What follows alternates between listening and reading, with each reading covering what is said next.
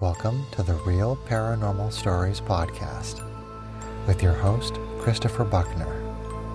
Send your stories to realparanormalstoriespodcast@gmail.com. Royalty-free music provided by Kevin MacLeod and Tabletop Audio.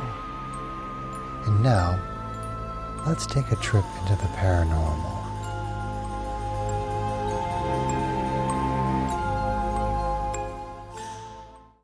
This story comes from a Reddit user who wanted to remain anonymous.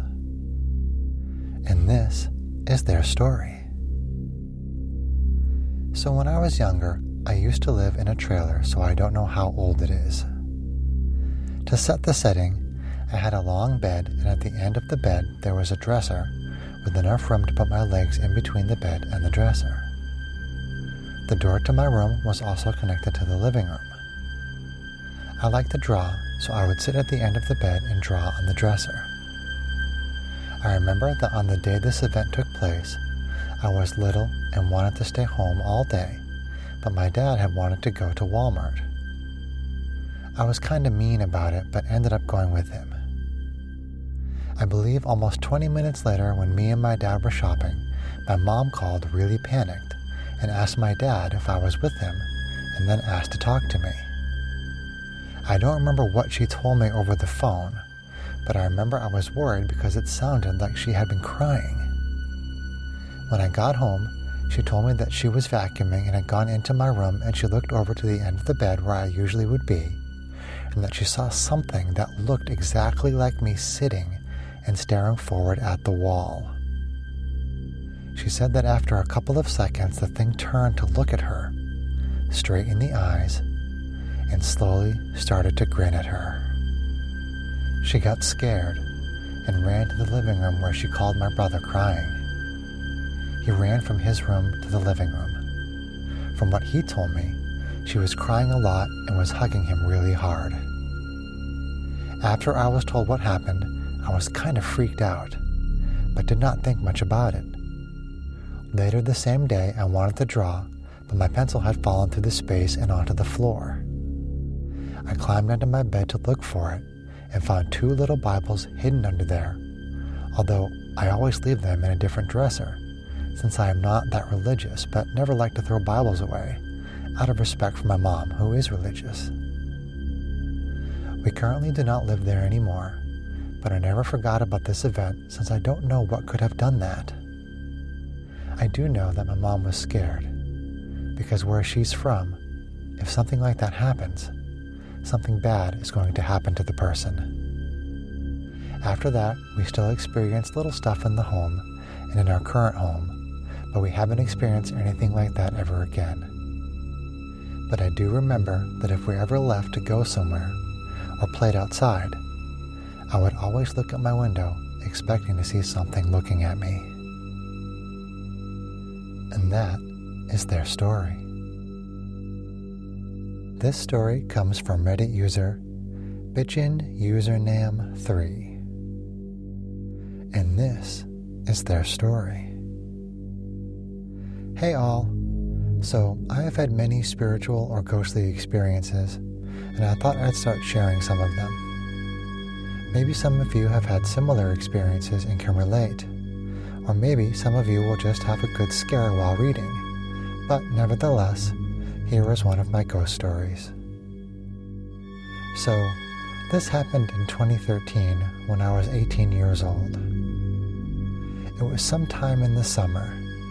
I've forgotten exactly when, but that isn't really relevant.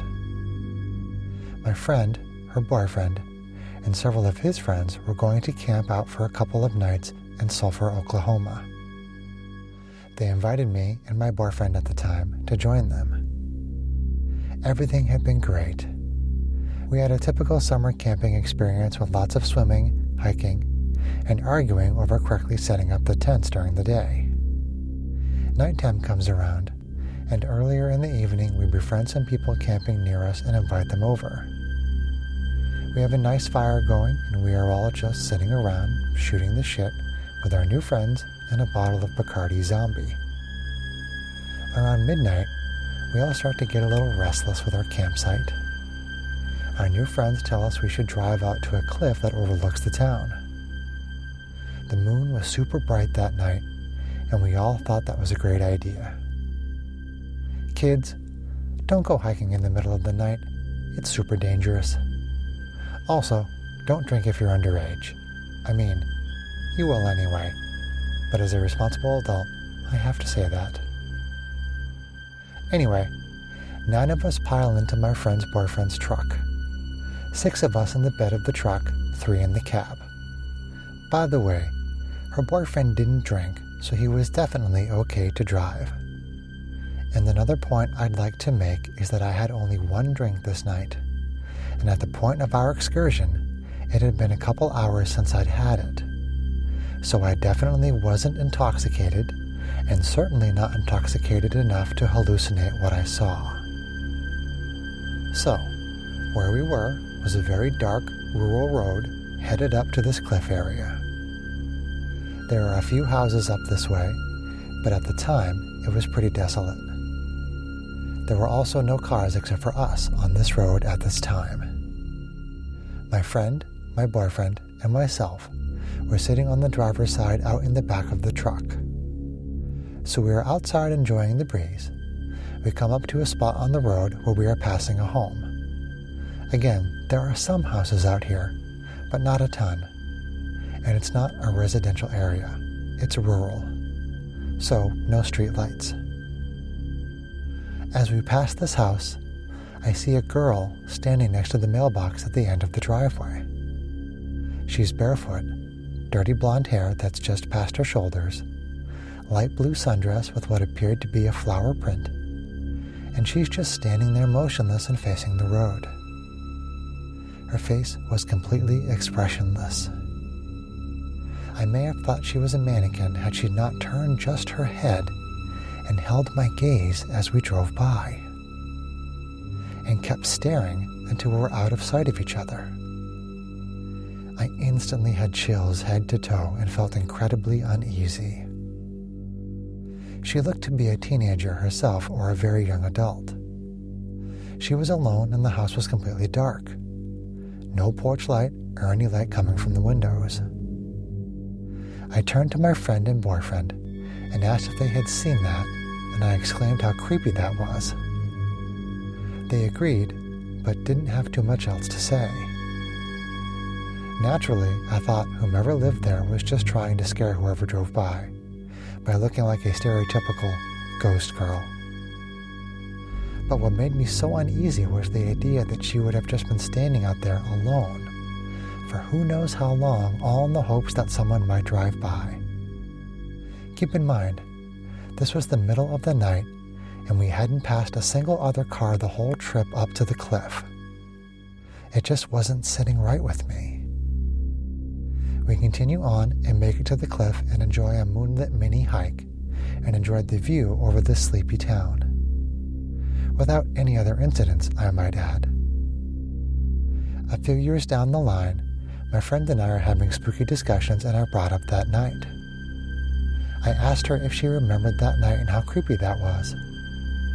She told me she had a confession to make.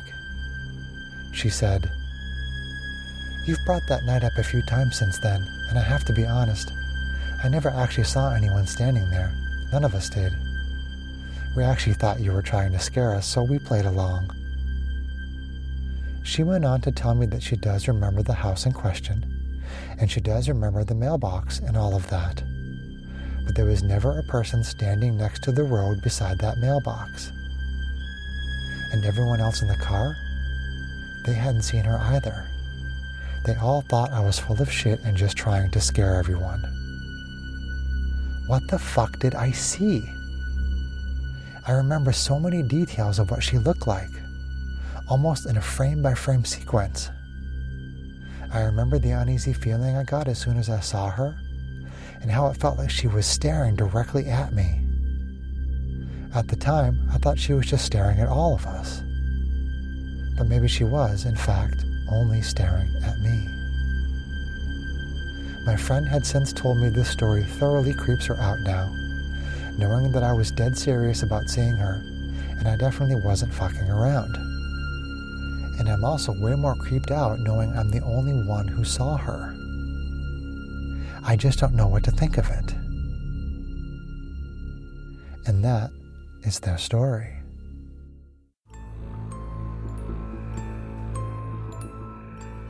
That's all for this episode of the Real Paranormal Stories podcast.